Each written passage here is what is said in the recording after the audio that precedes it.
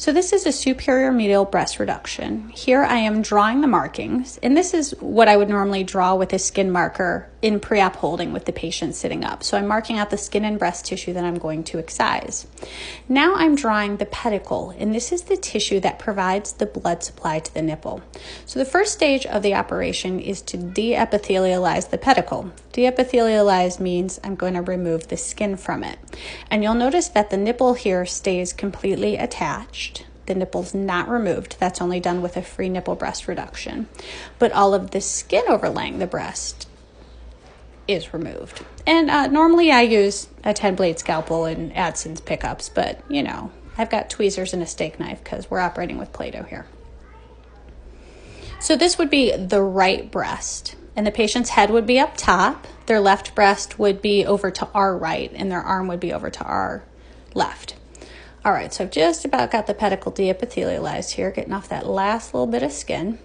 And now I'm going to excise the extra breast tissue. Now, in real life, I would elevate the pedicle, which just means take it up from the chest wall, but that's a little hard to do with Play-Doh until I've removed the other tissue.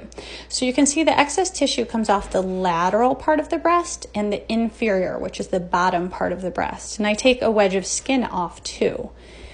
That is going to let me rotate the nipple up and bring those medial and lateral pillars of breast tissue together. So there you can see I've almost got off most of the specimen, and that would be weighed and then sent to pathology, and then I take off that little bit of extra breast tissue. So now you'll see me slide in with the steak knife I'm using and elevate the pedicle off the breast wall, but normally I would do that first. So there I'm rotating it into place. You can see how the nipple actually rotates 90 degrees. So if you have nipple piercings and they're horizontal, they'll be vertical after a reduction.